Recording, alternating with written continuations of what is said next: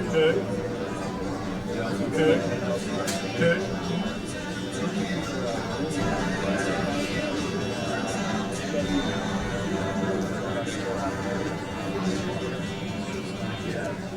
Okay, we'd like to welcome everyone here.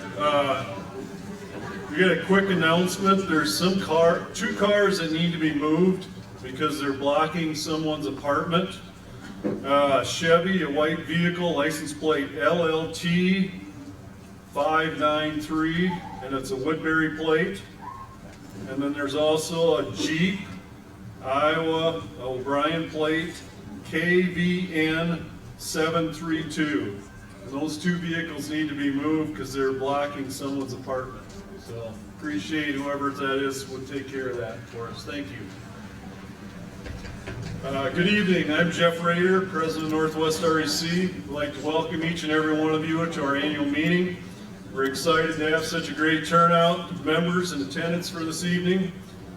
We also have a number of members joining us through our Facebook Live broadcast. We welcome you as well.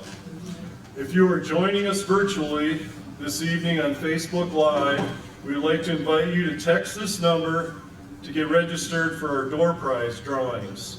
The number is 833-692-0554.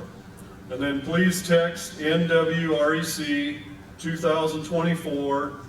And you will then receive a text asking you to text you and your name, and you'll get registered that way. I'd also like to call on the attention that we had one change from what we announced in our mailing. Unfortunately, Representative Randy Freenster was invited to join a panel discussion, but he had run into some scheduling conflicts, so he's not able to join us this evening. At this time, we'd like to call the annual meeting to order, and I'd like to invite Dave Bosma, one of our District 1 directors, to come forward and give the invocation and lead us in the Pledge of Allegiance. Dave?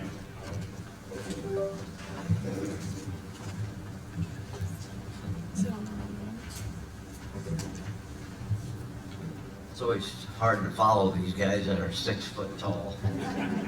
There. You know, one of the things that impressed me when I was first on the board was every monthly meeting we open our meetings with prayer, and then at the state level we not only open with prayer, but we have the Pledge of Allegiance, and at the national level they do the same thing. And I think that's just a good freedom that we enjoy, that it only makes sense that we do this at our annual meeting this year. So would you bow your heads with me at this time and as we open with prayer? Our Father God, we come to you this evening thanking you for some of the many blessings you have given unto us. We thank you for this food, Lord, that we have just eaten, and we ask that you will bless it unto our bodies. We also thank you for all those who took time to attend tonight's annual meeting. Grant them safety on their way home tonight after this meeting. We are grateful, Lord, for this thing we call electricity. It is one of the things we always expect to be available as we go about our daily activities. We ask, Lord, for the safety of our linemen as they work in dangerous conditions, to see that we always have electricity. And we thank you, Lord, for the management and all the employees at Northwest REC as they work to improve the quality of our lives by providing reliable and affordable electric service to all our members.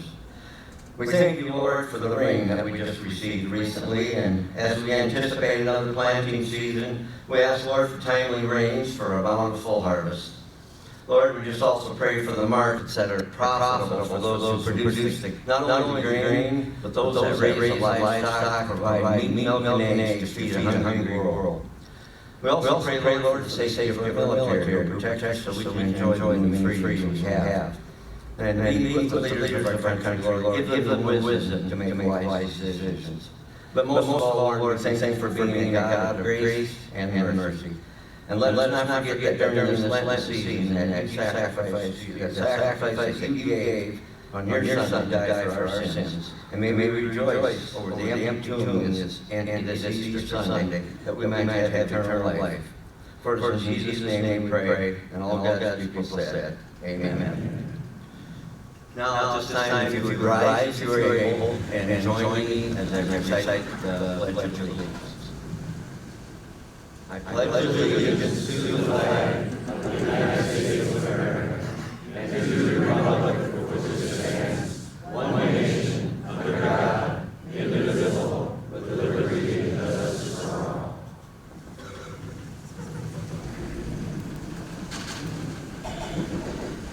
Thank you, Dave. At this time, I ask Doug Becker, our board vice president and district 3 director, to come forward, present the notice of meeting and quorum declaration. Doug?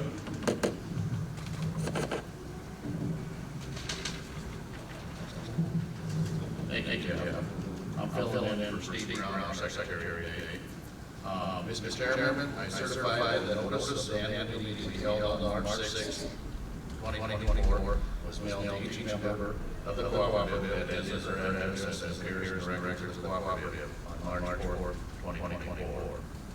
I further certify that the quorum has been established with over 10% of members returning mail ballot, and then that corporate business in the name of Northwest Rural Electric Cooperative now can be transacted.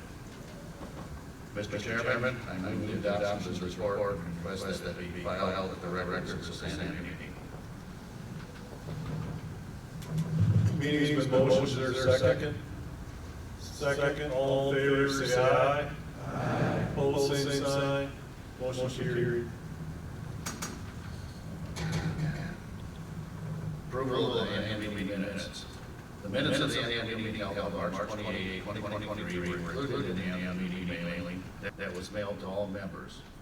Mr. Chairman, I move that we dispense with the reading of the minutes and approve for their adoption. There's been a motion. Is there support? Support. There's support. All in favor, say aye. Aye. Opposed, same sign. Motion carried. Thank you, Doug. The nominating committee met in January, and Adam Schmidt was selected as chairman. As Adam comes forward, I wanted to give you a brief explanation about our director districts. We have 4 director districts, which 3 directors in District 1, Sioux County, 2 directors in District 2 of Bryan County, 4 directors in District 3, Plymouth County, and 2 directors in District 4, Ida County. Our director terms are 4 years, and this is one of every 4 years that we only have 1 director position up for election, and that is Director 3. Adam, please present the nominating committee report at this time.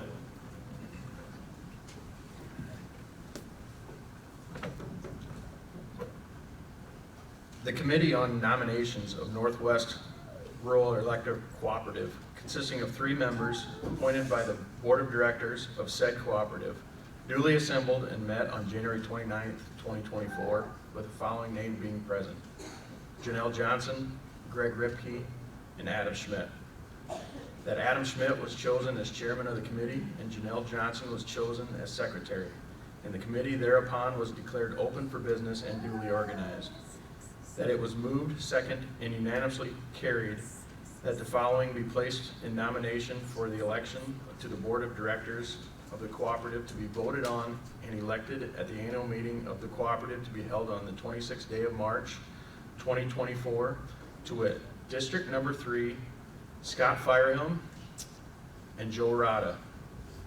It was moved, seconded, and unanimously carried that the committee adjourn.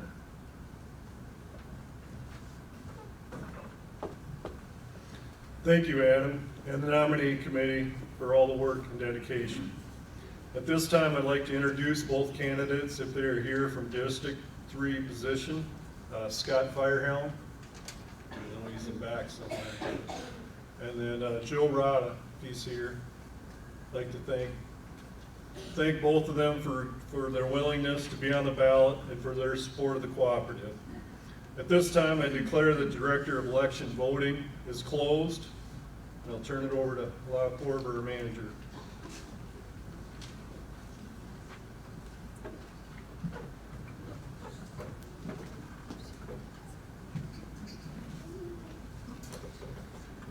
Good evening. It's great to see such a good turnout tonight. It's my privilege to be able to introduce our board of directors at this time, and you can see them pictured here.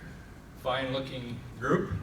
Got much better looking after Shirley joined our board here last year. But if you could stand as I call your name here.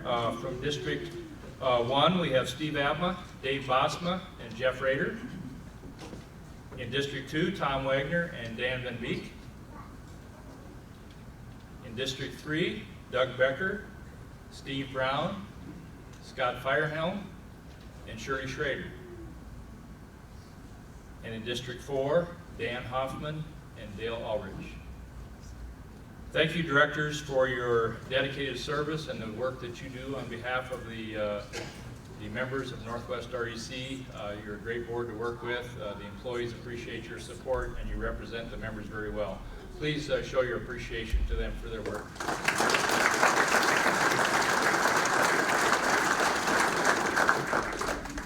Also have the privilege of introducing our employees. We have 40 of them. They're not all here this evening, and I won't read all of their names, but we do have a picture here of the office employees. I think that's the best looking group picture we're going to put up here. We have the linemen, and we have in all 4 districts, we have 20 linemen. They do a great job of going out in all kinds of weather and keep the lights on for our members, so we appreciate that. And then we have our member service department. We can't say pound for pound that we have the best member service department like we used to have. These guys are not quite as heavy as maybe our previous guys, but do a great job. And so again, please show your appreciation for our employees.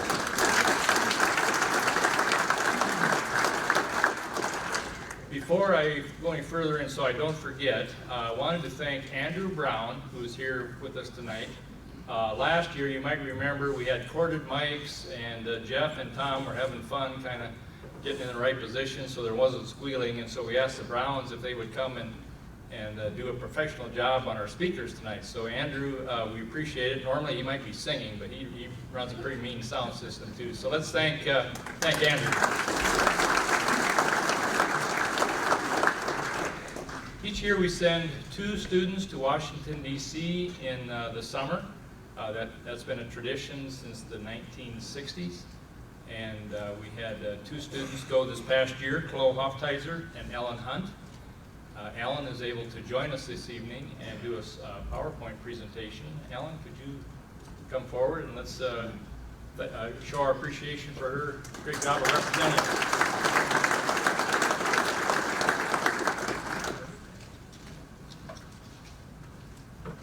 Hello, and thank you for having me here to speak tonight.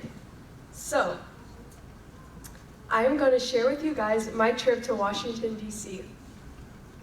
So, just an overall trip breakdown, my trip here was amazing, and I could truly be up here all night long just talking to you guys about the amazing things I did, the people I met, and all the fun activities I did.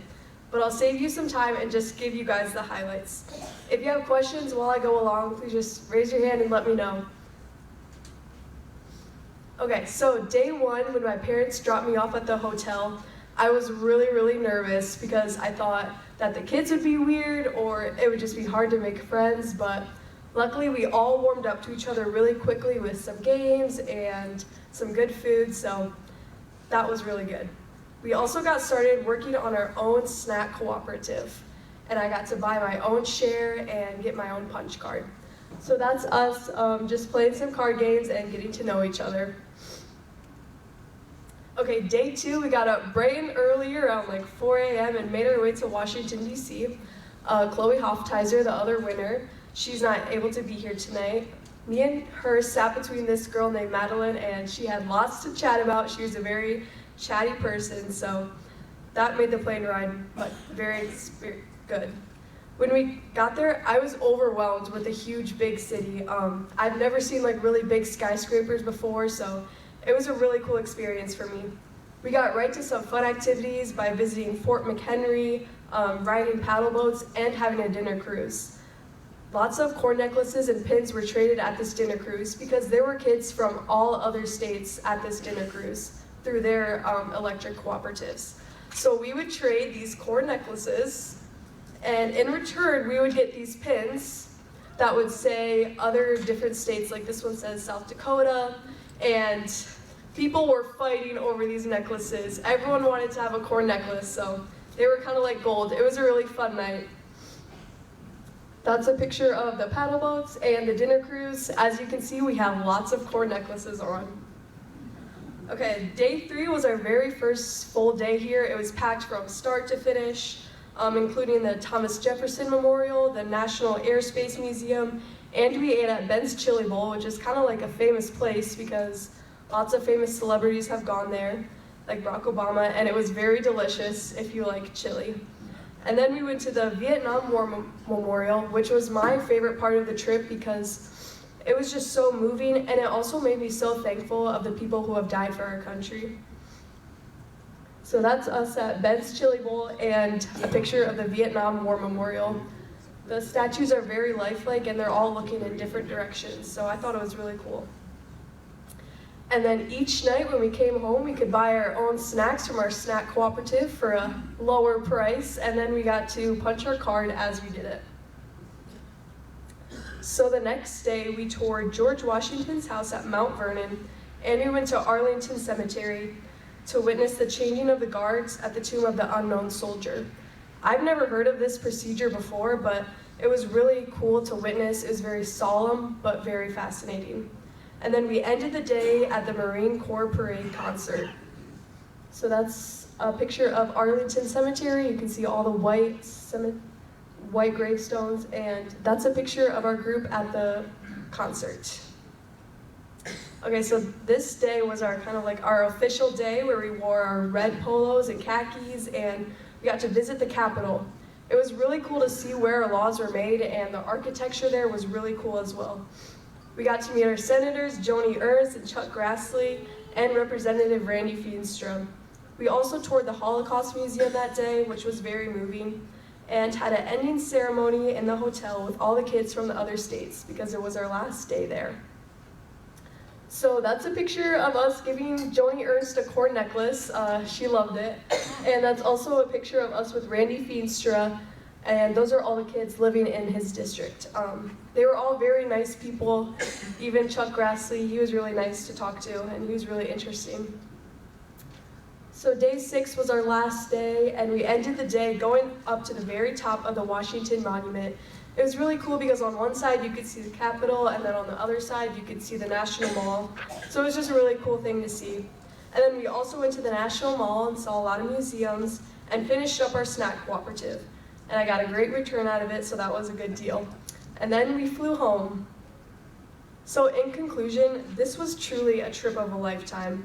The amazing things I saw and the fascinating things that I learned, especially about co-ops, will be something that I will take with me for the rest of my life. I truly cannot thank Northwest REC enough for giving me the opportunity to see the heart of America. If you guys have any questions, you can let me know. Okay. Thank you, guys.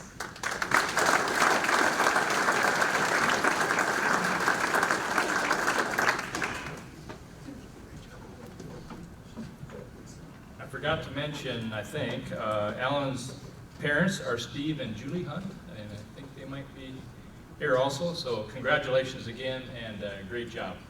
I think Renee is going to come forward.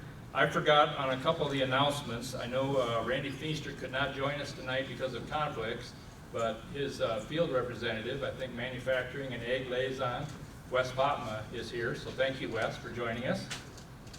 And I know we have a couple of former directors. Alan Lucan from District 3 is here, and then Kenny Streck, former Ida County Director and also Ida County Manager is here. Kenny, I think he's right over there.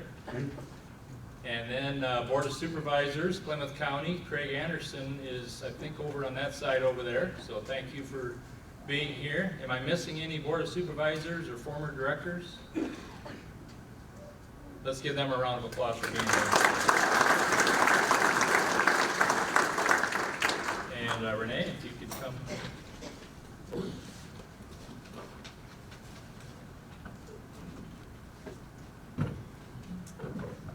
Just want to say thanks to Ellen again for sharing about her trip. This summer we have 2 more students who will be representing Northwest REC on the 2024 Washington, D.C. Youth Tour. Those students are Elizabeth Ahrens from Galen Catholic and Brody Knapp from Akron Westfield. I think their pictures are up there.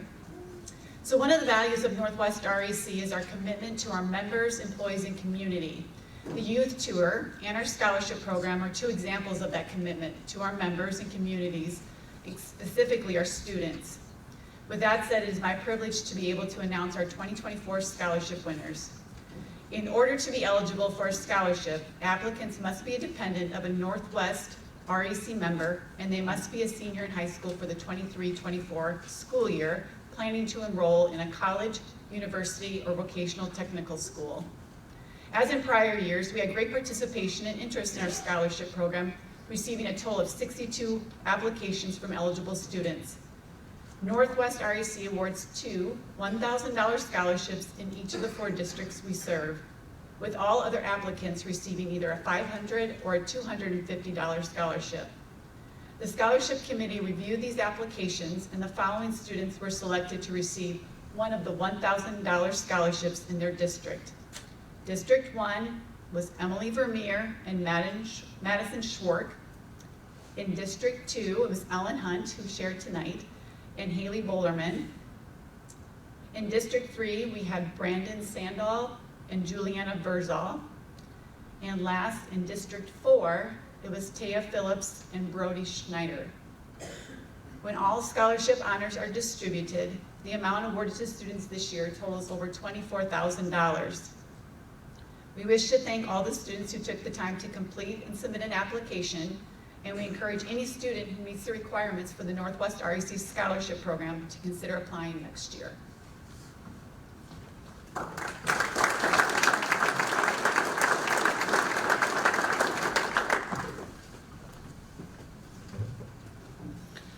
Thank you, Renee, and congratulations again to all the scholarship winners.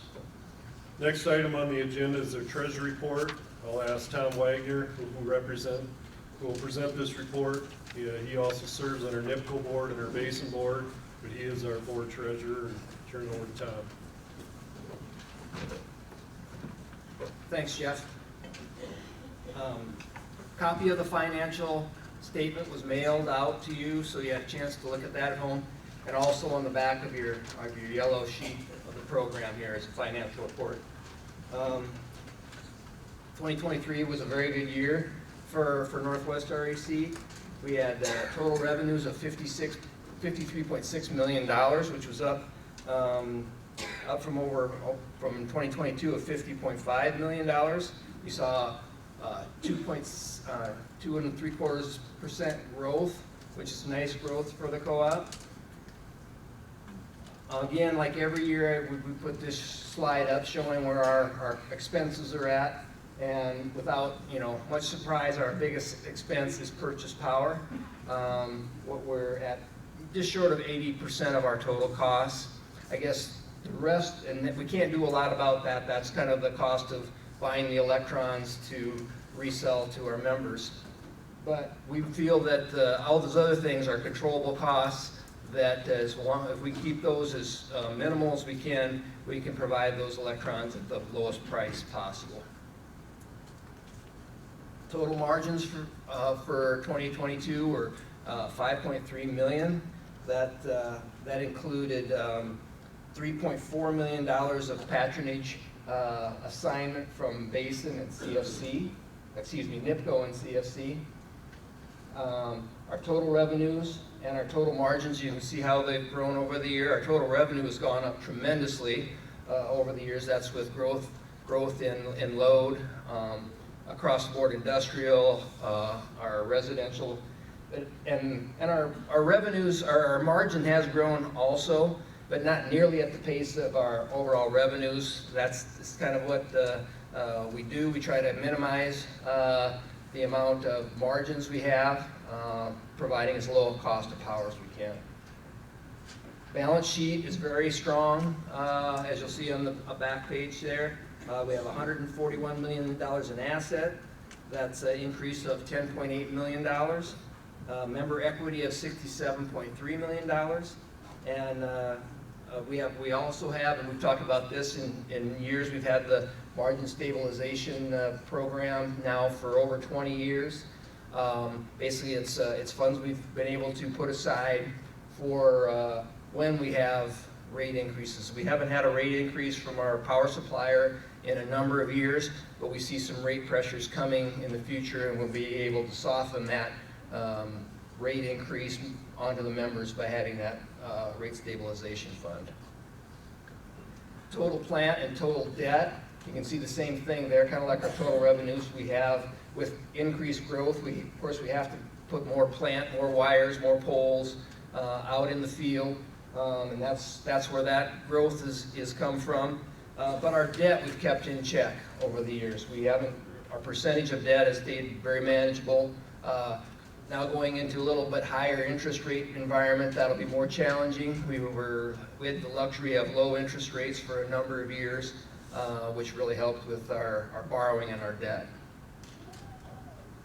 Patronage retirement, we get the patronage assignment from our associated co-ops like NIPCO and CFC, but it takes a little while for us to get those dollars back, but we do that as patronage retirement, and we're pretty proud of the amount of patronage we've been able to retire over the years. This last year, we did almost $2 million, or just a little over $2 million in patronage retirement, and that came from the 2010, and we did a little bit different the last couple of years. We're doing some of the current year margin also, so somebody that's only been on the line for a few years doesn't have to wait 12 years or longer to get some patronage. We're able to give some back in that year, but also focusing more of that on the member that's been on the line for a lot of years. We also have a credit PCA. If you look at your bill, there's basically a credit on there. We're basically returning that $700,000 of bill credit we received from NIPCO through every bill through the year. So it was a bill credit we got at the end of the year in 2022, and we were able to pass that back to the membership through a credit on your bill.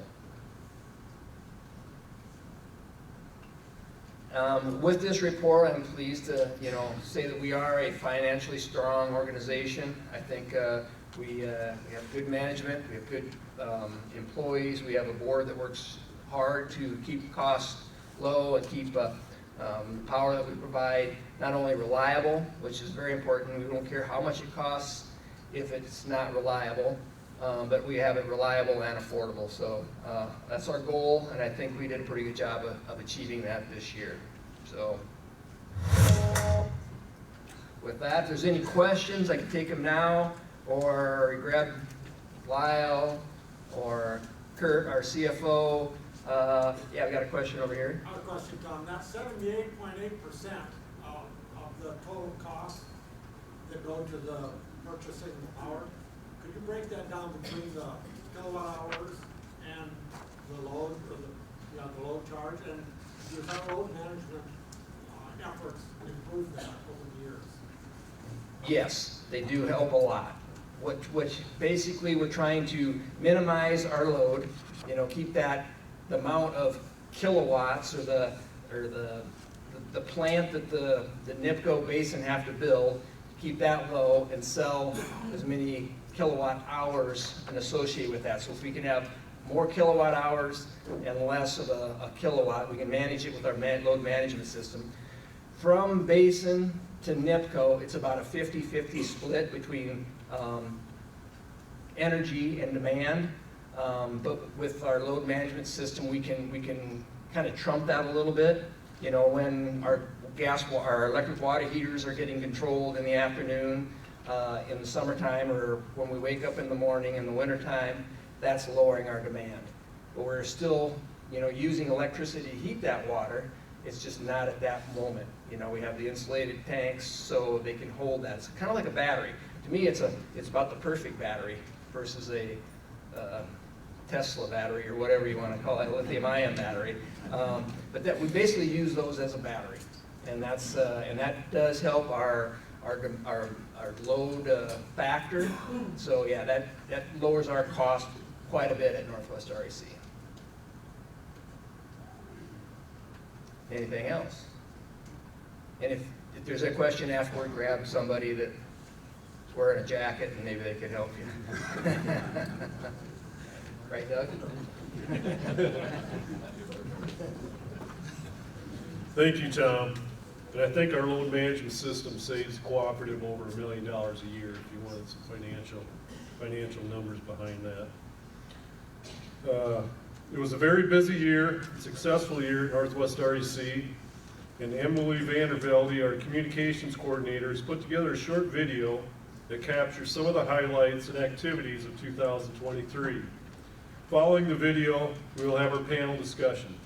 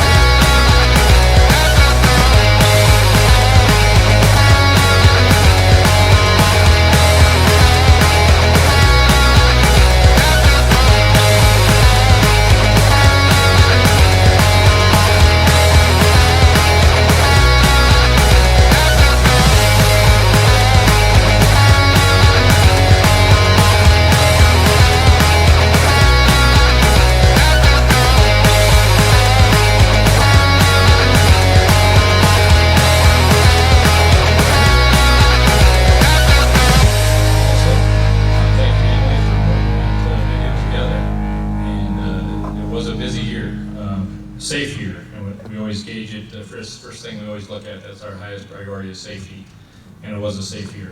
The last few years, rather than having entertainment, we have had a panel discussion and tried to address some of the issues that our members were interested in hearing about. And so you had the opportunity on those green cards to submit those. We won't be able to answer all of those, but we'll hit on some of the more frequent ones that were asked. Joining me this evening on my far left is our board president, Jeff Rader. You've already met him. Jeff also serves on our Cooperative Finance Corporation board, so he makes a lot of trips out to the Washington, D.C. area. We have about $50 million borrowed from CFC, so, but it's great having him there. He provides some great reporting and represents our area, Iowa, Illinois, and Wisconsin very well. We also have Tom Wagner joining us. Tom is from O'Brien County, serves on the NIPCO board, and also represents NIPCO on the Basin Electric board up in North Dakota, and he serves as our treasurer and the NIPCO treasurer. And then Matt Washburn, local guy from Lamar's here. He's working hard today at a board meeting today, but that didn't stop him. He's a goer, so he's here tonight and agreed to be on our panel as well. And I'm Lyle Korver, the general manager of the cooperative.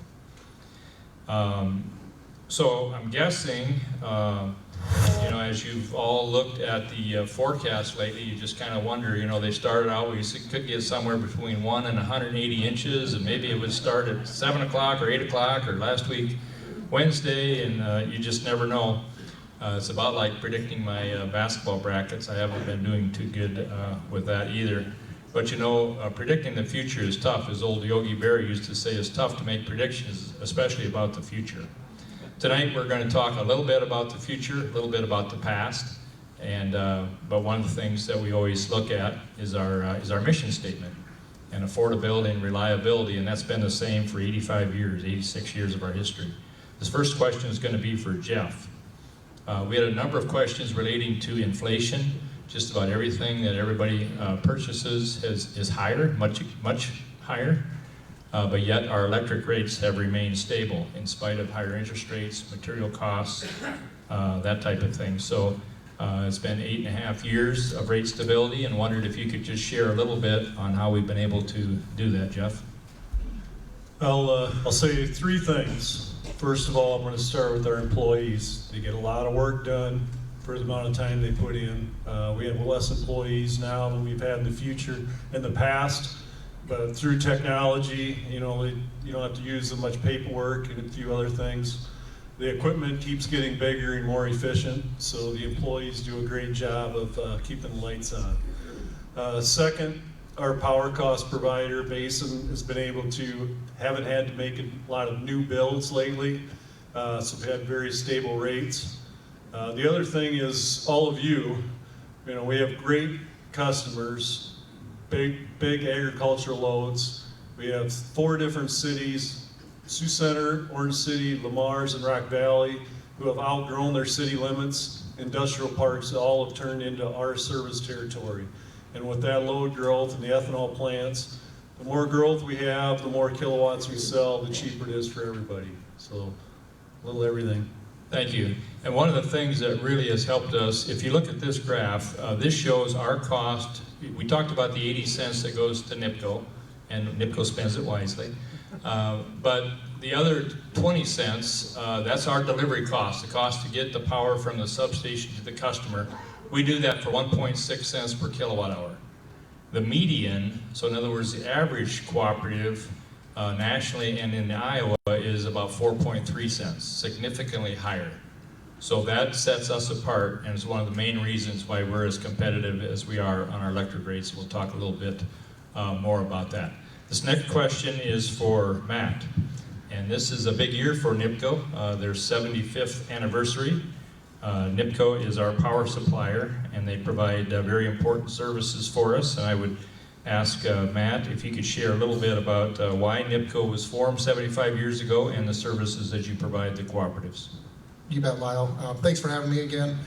It's nice getting on the stage when the lead-in is about 80 cents of every dollar that Northwest REC spends goes to the power provider. So I can tell you it reciprocates on our financials, that 80 cents of every dollar that we spend at NIPCO is the same way in purchase power. So we do spend it wisely.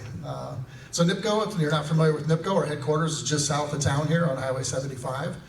We were formed in 1949. We are celebrating our diamond anniversary this year. Our annual meeting is next week. And we were originally formed back in 1949, where 13 cooperatives. We actually have 7 members now. This was all before the consolidations. 13 co-ops, single county co-ops came together and said, okay, we heard about these dams that are going up on the Missouri River, and there's electricity coming off of there, and we're eligible to get that power. Well, to get that power, you got to have some transmission lines, and so they came together and built the transmission network that we all get to enjoy in western Iowa, and got basically is why everybody came together. Now through consolidations, a couple of those original incorporators decided that they wanted to go do something else. I can tell you that's the worst decision that they ever made back in the day. If anybody's here from Lyon and Osceola, I apologize, I don't apologize. But the best remained, and you can see here through consolidations, we're down to 7, the Magnificent 7, is we have 7 members at NIPCO, 6 RECs, and then 1 municipal group, Waimeca. and we serve 6 cities across western Iowa. So we basically are in charge of making sure that transmission for electricity from Basin Electric and WAPA gets to all of your distribution substations. Northwest REC has over 40 substations across 4 counties. 2 new ones were built by NIPCO this year to serve Northwest REC. The one was Nassau, up to serve the brand new MOC Floyd Valley Elementary and residential growth. And then Rock Ridge in the Rock Valley Industrial Park that Jeff had alluded to with the growth at Rock Valley. They needed a new substation up there as well. So our job at NIPCO is to get the power to your distribution substations. We own and operate those substations across western Iowa. Much like Northwest REC, we're at the fewest number of employees that we've had through efficiencies. We have 44 employees, again, based out of Lamar's, and we do have a new outpost going up between Harlan and Denison, and we hope to have a ribbon cutting for that here later this spring. So that's if you're not familiar with NIPCO, now you know too much about NIPCO. Thank you, Matt. Tom, this one's for you. Basin Electric, that you serve on the board, is part of our 3-tiered cooperative power supply network. Of course, Basin's at the transmission, or the generation, NIPCO transmission, and us at the distribution level. We had a lot of questions about our generation mix, which we kind of get every year. And again, this is a slide that shows the 9-state area of Basin and where we're at in western Iowa. But could you talk a little bit about Basin's generation portfolio and kind of how it's changed in the last 20 years? I sure can. You know, all the push now is for clean or low carbon dioxide. Back in 2020, you can see the mix there. We were basically half hydro and half coal. Hydro coming from the river system and the coal coming from Basin Electric. The oil would have been a little bit of Basin Electric fuel oil mix then. For 24 years, and our percentage of coal and hydro has gone way down. The amount is the same, but we've done all our growth in the last 24 years with Basin has served, Basin NIPCO have served our growth in the system, mainly with natural gas as the firm power that we know we can have when we need it, backed up, probably most people would say that the other way around, but with the wind, that backing the wind up. Now the wind is, basically you build wind, you have to build natural gas, because if you really need that kilowatt hour, you can't just have it when the wind blows. I don't think anybody would appreciate that. I know it feels like the wind blows every day, but believe me, it does not blow every day. So that gas has been built to back up the wind, and Basin NIPCO over the last 10 years has taken a little bit of different strategy. We were able to access market power in the last 10 years, being in an organized electric market. So we see, Dan has electricity. He has his phone right there going off right in front. He's a director. Can you believe that? Had to, Dan. But anyway, now I lost what I was going to say. No, market power. We were able to have access to market power, which was economical for Basin Electric. So that was in the mix. Those are through contracts. Instead of building steel and concrete, go to the market and buy it. Now we're kind of at the end of that, possibly or probably, because a lot of places within Basin's footprint, we are the only ones providing generation. So moving forward, we're going to have to add. We're in the process of adding a nearly 600 megawatt natural gas plant up in Williston, North Dakota, or near Williston, kind of to feed that Bakken oil growth area.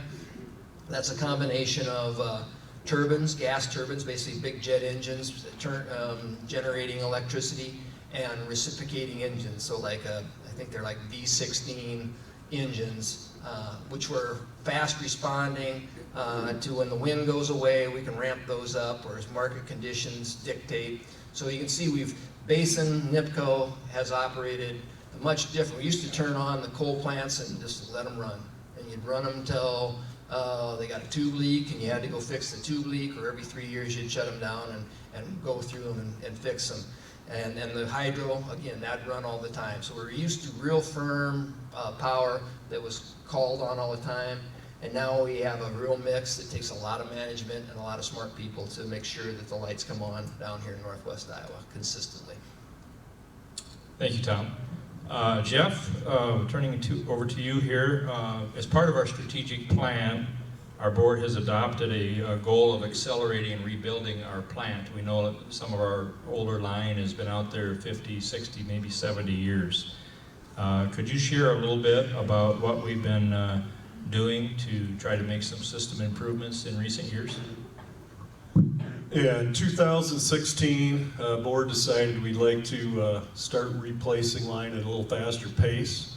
At that time, we bought our own plow.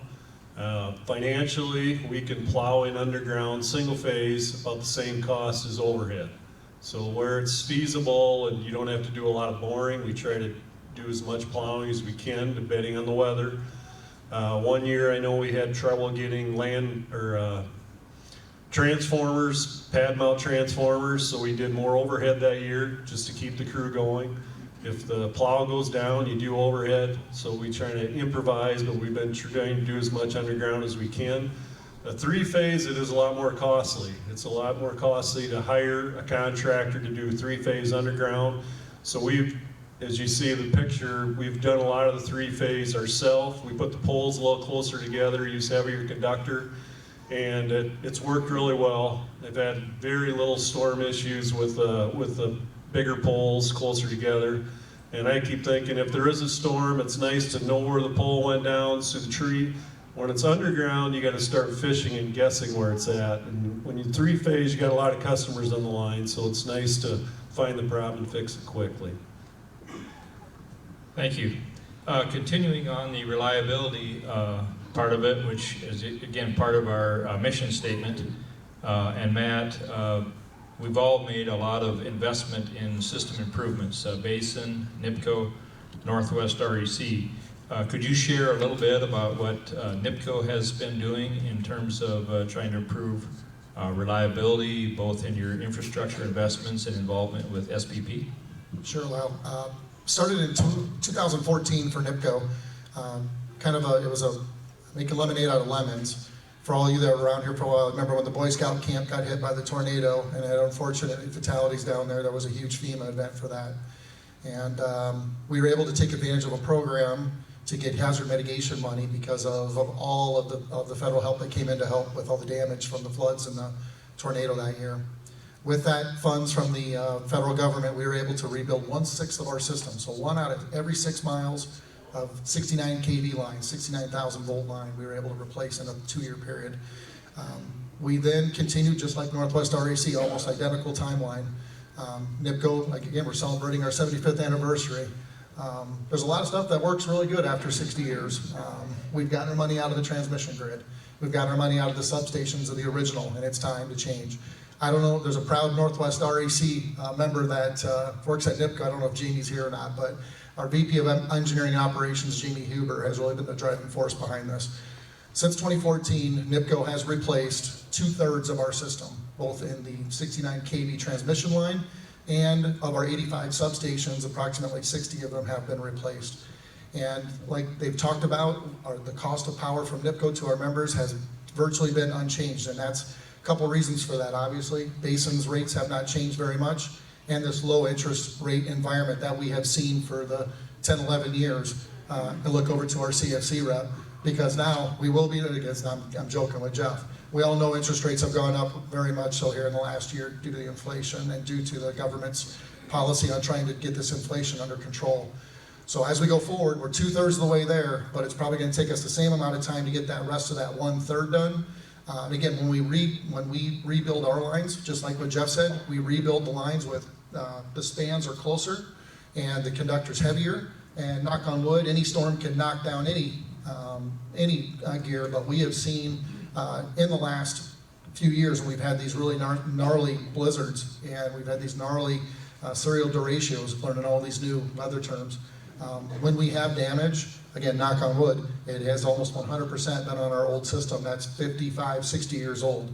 The new storm hardened construction specs that Northwest REC is using, that NIPCO's using, they are being shown that they do weather these storms a little bit better. But again, I always got to knock on wood because any storm can take us down. So, so far so good, and you've seen very little effect to the rates, but it is going to make us stronger going forward for reliability, Lyle. Thank you. And by the way, we did get a lot of nice compliments on the cards about reliability. I think that's very much appreciated. There's also, concern about, people read about rolling blackouts. And so Matt, is a kind of a follow-up, and again, the involvement with the Southwest Power Pool. Is there any likelihood, or what is the likelihood of any kind of summer or winter type of rolling blackout events in the next couple of years? That's an easy question. It's an easy question, right? So I think, didn't you have a slide back there about predicting the future? So I will say this, yes, we were fortunate. This has really come up since 2021. For those of you who remember Winter Storm Uri in February 2021, we had 7 straight days of, and this map reflects the weather events of that day. What you're looking at here, the red hash marks, that is the footprint of SPP. That is the National Transmission Network that NIPCO is a part of. So the dark blue, that's how far the freezing temperatures got to. So when they got down into Texas, I think I talked to you in past meetings about how they don't know how to insulate anything down there and everything froze up. We came through that okay, but the problem is that we had to help our friends to the south, and so we were short of load. NIPCO came through very well because we had 1 day to prepare, but our adjacent G&Ts were not given that privilege. East River, that covers eastern South Dakota. Corn Belt, our friends to the west, or excuse me, to the east in north central Iowa. They were given 20 minutes notice on that day. It was the day before Valentine's Day, kind of imprinted in my brain. And they were given 20 minutes notice that their substations were going to be shut off, that high side breakers were going to be thrown open. And if you remember that day, I do, that the ambient temperature was 20 below and the wind chill was 40 below. So in NIPCO, we had 1 day to prepare for that because we knew we were going to get hit the next day. And so Lyle has already referenced our load management system at NIPCO, and we have worked closely with Southwest Power Pool and WAPA. WAPA is our transmission user or transmission operator in the upper Midwest. And so we have a plan. It's not a matter of if it's going to happen again, it's a matter of when it's going to happen again. When we get into extended long weather events, specifically in the winter, there is a chance for it. I'm not going to say it's ever going to happen again. I'm not going to say it's never going to happen again. But if there's an unplanned outage at a generator that they're not planning on, that could put us into an EEA event, energy emergency alert. If there is a transmission line that gets knocked down by an ice storm or by a tornado and it's unplanned, we have a chance for it. Now at NIPCO, we've been working very closely with our members, Northwest REC being our biggest and favorite, and I don't just say that at every, I don't say that at every meeting, I really don't. We've worked very closely with the members to make sure that if this does happen again, and we do have to do our load shed plan, that it has the least amount of effect to the members. So it's been a very good exercise for the entire electric grid in that we have a better knowledge of what is at the end of each circuit. The last thing we want to do is be shutting off any schools or if there's any ancillary services for nursing homes, hospitals. So we have a laundry list, and we've all agreed to it, that when we get in that certain event, we will go through it. We'll use our load management at NIPCO. In the winter, we're actually going to control heat. Basin rep can plug his ears on that deal, but we're going to control heat. Because that is the least amount of effect. That's how we got through it in 2021. Some people noticed it because you saw your house drop by 1 or 2 degrees in a 20-minute period, but we turned it back on in an hour and we were able to avoid that peak and shed 20 megawatts that we were required to by the national grid. So I know I got a little long-winded there, but that is a really loaded question. Why are we in this situation? If you saw to go back to Tom's presentation about generation, we have a lot of renewable in there, right? And like Tom said, the wind does not blow all the time. Does anybody know what the common denominator, if those of you have heard me speak before, does anybody know the common denominator of the hottest day in western Iowa and the coldest day in western Iowa? What is the common denominator? Anybody know? The wind doesn't blow. We know this, right? Because that's when it gets. So those are the days we need the energy the most, and we can't rely upon wind, so you need to have the natural gas and coal there to start, and the dams to start at the ready. In this race to renewables in the nation, we have come so far now that renewable is starting to offset our coal, natural gas, and nuclear fleet because they're not in the money. And so wind and solar are taking front stage right now, but then we as a society now have to deal with the consequences of that. That means solar. I know I was going to talk about your solar project. Like Tom said, the wind doesn't blow all the time, but we know that right now, these lights being on, there's a turbine spinning somewhere. Electricity is instantaneous. You have to have a generator going for it. And renewables are part of our future, but they are intermittent. They're not 24/7. So again, sorry I got long-winded. That is a loaded question because never say never. We're prepared for it when it comes next, Lyle. But hope is a strategy at NIPCO sometimes, and let's hope that we never have to employ that load shed strategy. So it's a definite maybe, huh? All right, Tom, Representative Feenstra isn't here, but if he was, I'd probably ask him about the EPA's push to try to shut down coal plants early. And coal plants, that's just, you know, the whole history of Basin has been built off of coal plants. It's dispatchable, it's baseload generation. What is Basin doing to try to make sure that they can continue to operate their coal plants? And with our load growth that we see, are we going to be able to serve that load if we, you know, without coal, with the plans that we have for wind and natural gas? Another loaded question. Yes.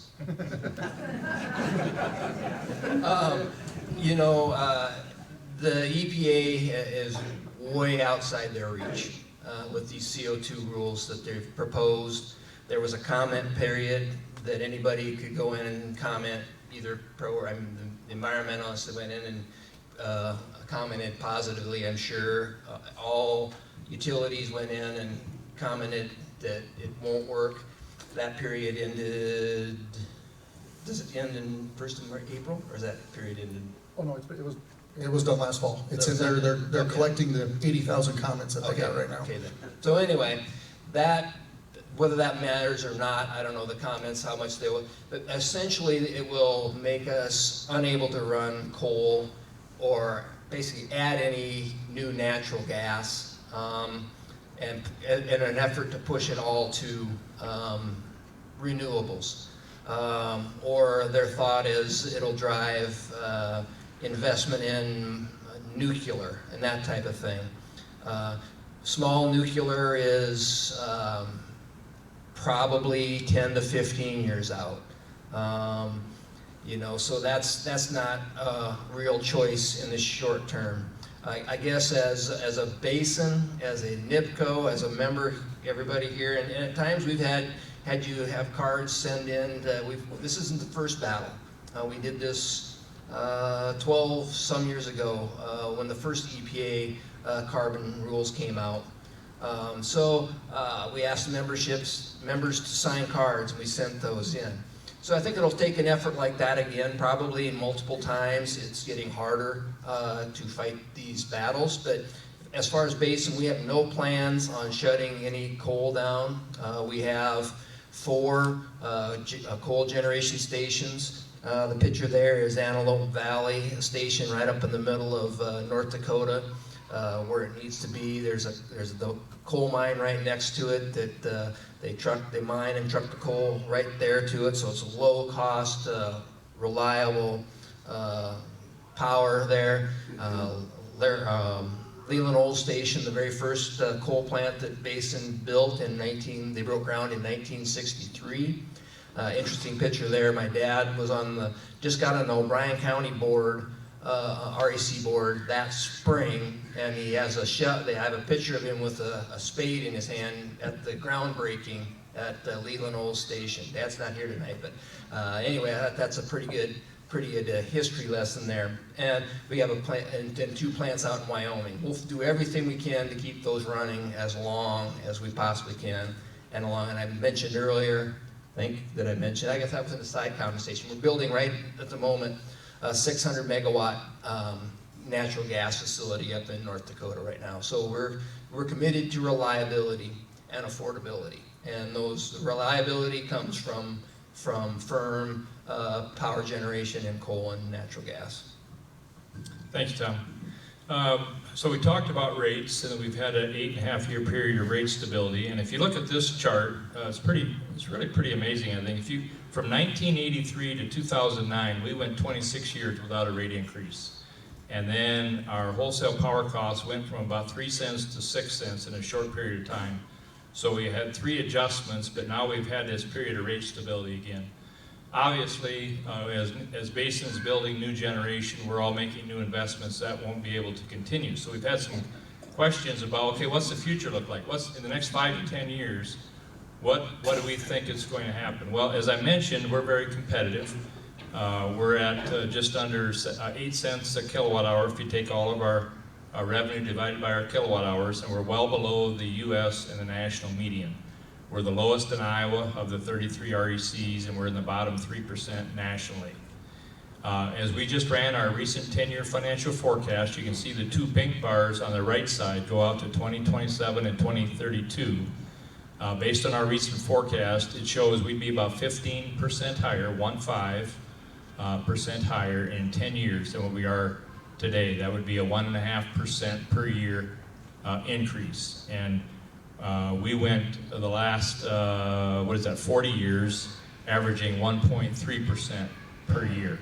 So probably not a lot different. Obviously, we're going to have to bump rates. I don't think we won't this year.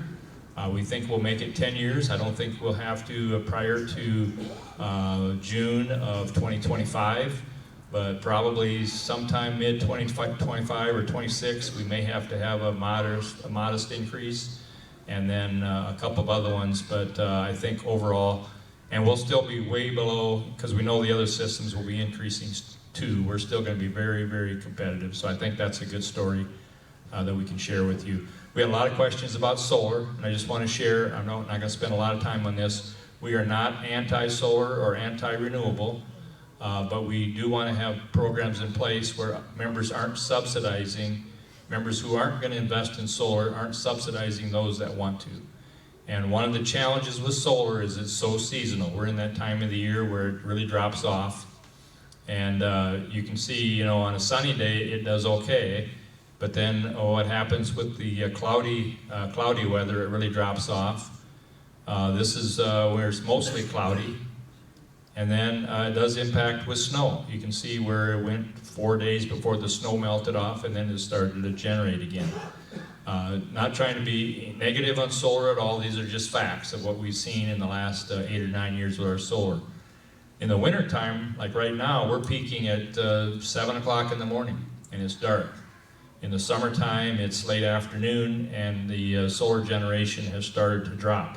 So here's a picture in that red line on the left where we're peaking, and there's no solar generation. So we have to rely on coal or natural gas or that type of thing. If there could be solar, it would be a much more beneficial resource for us. So in the summer months, there is some towards the afternoon, but not a lot. And here you can see like a hog building. There's no generation until the morning hours. Well, then we're past the peak already in the winter months, and in the afternoon there is some benefit towards the afternoon, but not as much as we'd like to see. Or so it's a resource. It's a piece of the puzzle. We do have a net metering program in place that will net meter up to 50 kW, but not more than the size of the load. So if your load is only 25 kW, we'll net meter up to 25 kW. If the solar, if you had batteries and we could call on that when we need it, we could have a different program, but that isn't currently the case. So we'll work with members that want to do solar. We are not anti-solar or anti-renewable, but it is intermittent. And if we all want to keep our lights on all the time, we need to have dispatchable baseload power along with the intermittence that can be a piece of it, but not something that we can totally rely on. Next, I'm going to ask Jeff a little bit about electric vehicles. We had a few questions on that. And we have seen kind of a slow adoption. We only have about 7 members who have purchased electric vehicles and gone on our program. But Jeff, do you have any comments about EVs and all the above on that program? Yeah, our board took it seriously, because the government's saying everybody's going to switch by 2035. There's going to be no more gas vehicles. question whether that's gonna happen. But we do have rebates for customers that do want an electric vehicle, that we have a rebate to put the charger in their garage. We make sure when we put the charger in the garage that it's off-peak. If it's off-peak, then it helps everybody. If it's on-peak, then it would actually cost everybody but the customers. So we make sure it's off-peak. There has been kind of a slow adoption, of course, because our weather. Everybody, it's hard to charge in cold weather. You don't go near as far in cold weather. You don't get stranded on the road without a battery. So we're kind of all the above. We'll work with it as it goes. We still, we have 4 ethanol plants. We know biofuels are important.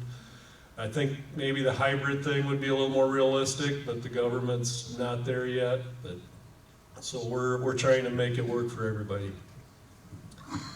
Thank you. Matt, could you just touch on the battery storage project? I know you talked about this last year, but how that's working for NIPCO? Yep, working great, Lyle. This is located just outside of Lawton, Iowa on Highway 20 on the south side of the road.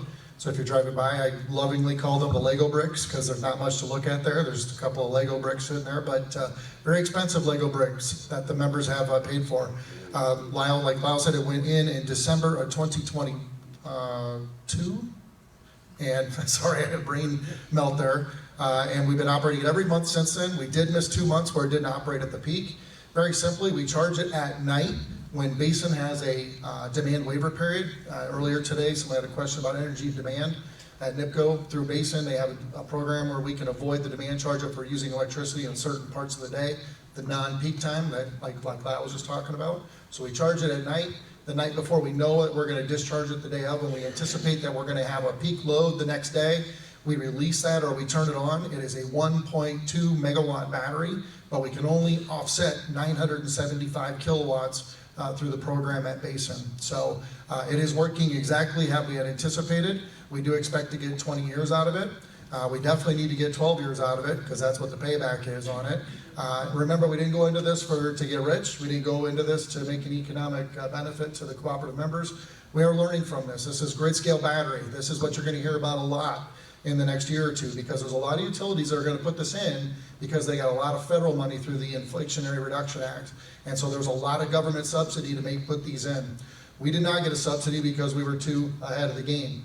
But I can tell you this is not the future for grid scale. It is way expensive. NIPCO has $2.3 million in this basically 1 megawatt battery.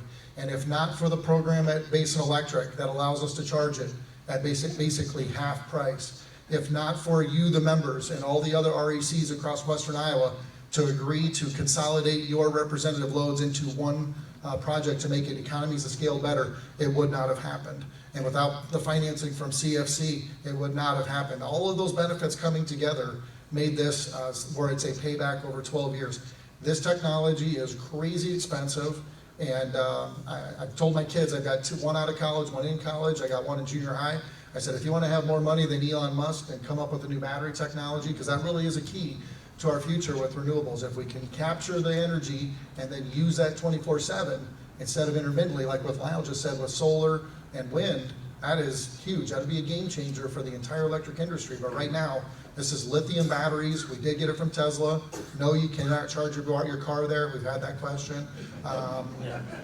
It is just a grid scale battery, but it is going as we had anticipated and working very well. So, 4 hours? Yep, we can 6 hours. No, we can discharge it for 1 megawatt for 6 hours because our load management events are getting longer by the year. So, But what if that ice storm lasts 10 hours? then we're going to be out for 4 hours.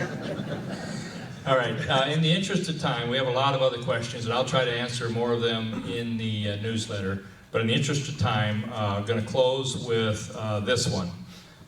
We had one member that said, hey, I've been a member for 40 years.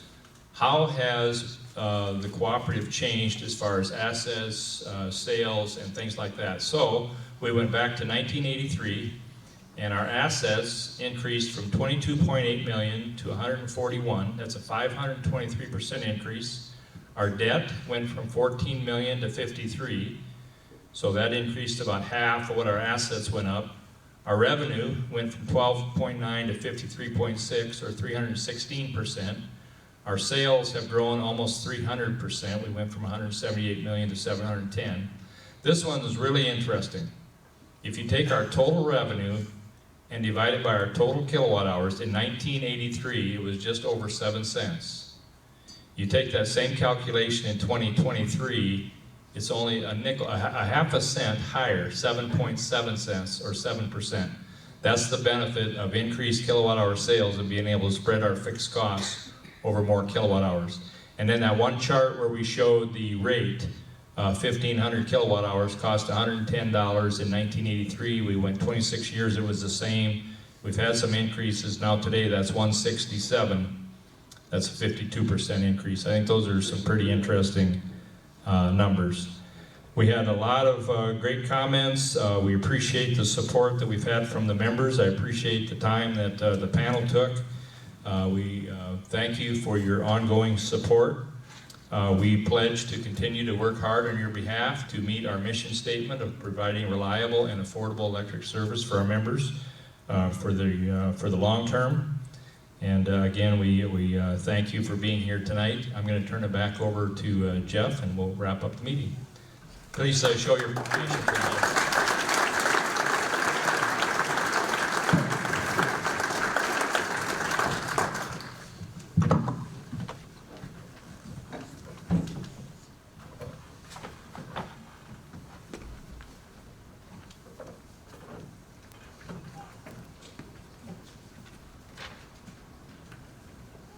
Final order of business this evening is the Inspector of Elections report.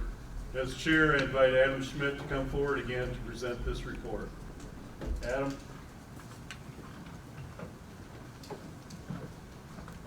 Geez, nothing like putting me between the experts and the end, so better step it up or keep it short, one of the two, I guess. But in all honesty, I want to thank Jeff and Tom and Lyle and Matt for doing that.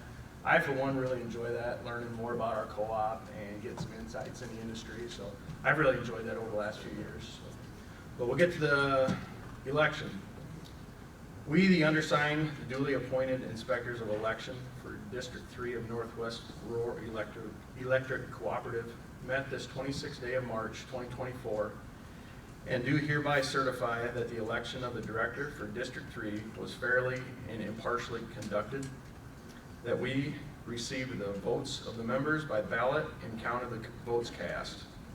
We further certify that the following person has been duly elected as a director for a 4-year term in District 3. That is Scott Firehelm.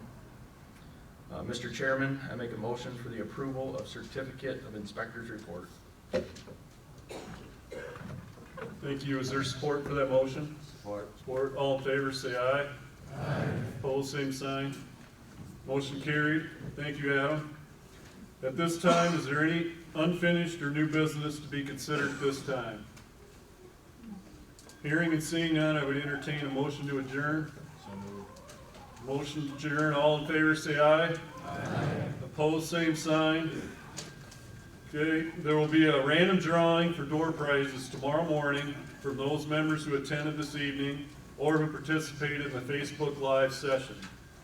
As a reminder to get registered for those who joined us virtually, please text the number if you haven't already done so, 833-692-0554. Please text NWREC 2024. You should receive a text back asking for your first and last name. There will be a drawing tomorrow morning for 10 $250 bill credits and 20 $100 bill credits. We will post the prize winnings tomorrow on our Facebook page and also send out emails. Thank every one of you for joining us this evening on the 26th annual meeting of Northwest REC. Stands adjourned. Stay healthy and drive safely. If you have any other questions, feel free to come up and ask us individually. But thanks again for your time.